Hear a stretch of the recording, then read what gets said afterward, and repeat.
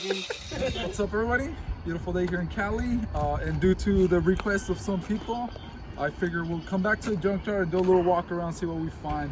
The first thing we spotted is this big ass, I think it's a late 80s Cadillac, early 80s Cadillac. Seems to have like a Cadillac 500, I believe it's called. But basically these engines were very torquey. You can't use them for race applications. There isn't a lot of aftermarket support for them, but they create a shit ton of torque. But they sound like turds. They don't like the high RPM. But yeah, guys, this was a luxurious vehicle back in the day. You wouldn't buy a European car. If you had money, you bought a Cadillac, following the big tradition of a big ass full car. Have Sergio come around so you guys can check out the interior a little bit. A lot of the stuff in here is gone, but check out this couch style seat here. Look at this thing. It just hugs anything. A lot of the stuff is gone, but yeah, wood panels. It's a pretty clean dash actually. It was all big, guys. It was, again, this was a car you bought if you had money back in the 80s. Big ass trunk. That's the top, you know? Yeah, the top. This is a vinyl top. You don't see this anymore at all in any cars.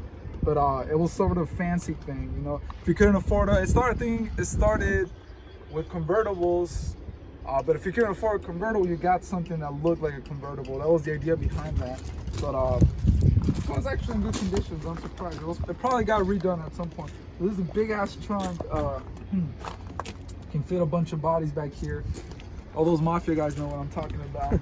But this is one of the things that was interesting about this models here. A lot of Cadillacs did this on the 80s and late 70s. The trim that went here was plastic. It was some sort of like hard rubber / plastic, and it usually rotted away, and it changed tones from the actual color here. It aged differently. So over the years, you'll be able to tell if it's rubber or not, because it'll look like a different color here. Yeah, guys, that's 80s Cadillac. I guess that's most of the stuff I can tell you about this one. We'll move on. We'll find something else. All right, guys, we're back, and down from the Cadillac, we spotted a 78 Ford Thunderbird. A lot of you guys might not know Lincoln and Ford are sort of like sister, I guess, manufacturers. So a lot of the stuff that came on the Ford came on the Lincoln too. But this is a Thunderbird. Came with a 351 Cleveland. That's the engine right there. As you can see, it's a 2-barrel. Not a lot to say about this engine. It was great, but for this car, it probably wasn't fast. So a lot of cars became smog after 1973. Regulations squeezed horsepower out of all these cool engines. So this was probably very slow. Produced a lot of torque to move this thing, but it was probably pretty slow.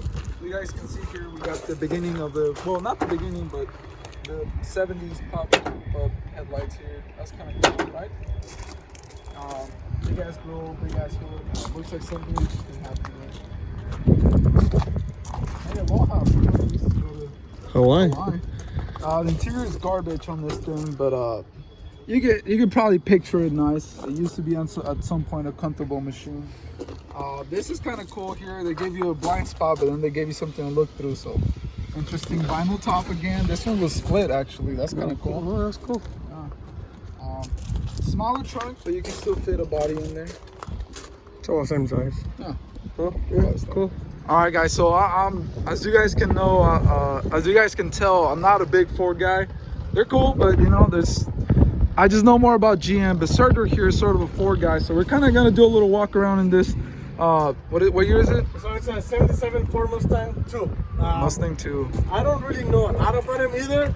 I know they're kind of cool. I mean, the Ford people don't really actually consider this a Mustang. I don't think you can put a lot of power into a small cylinder engine, but I mean, I think they're kind of interesting the way they're made. Yeah, guys, it's oh shit. Yeah, so this was a Mustang, guy. Like this was a Mustang, like this thing, at some point, and they weren't really popular. People didn't really. They kind of went based to like from the 1965 Mustang. You can tell the front end is based on that model, but I mean, come on, I mean, it's not considered really a Mustang. Yeah, they didn't have any horsepower. They come with a stick shift though. Yeah, it came out with a stick shift. The door, it's not open, but we can show them the interior through the other side. Small trunk, nothing big, no tail lights. Not really Oh, this is kind of cool. The gas cap. Yeah, it's kind of cool. Look at the interior though. Yeah, this thing is fucking retro. Look at this. Look at these seats. That's insane. It seems really comfortable to be honest. Steering wheel. Looks like it was all original. It's all original actually. This is crazy, guys. Like, when do you see cars like this? Like, who's brave enough to build a car like this nowadays? No manufacturer. Green carpet. Like, literally. Yeah, this is a moment in history. Something cool.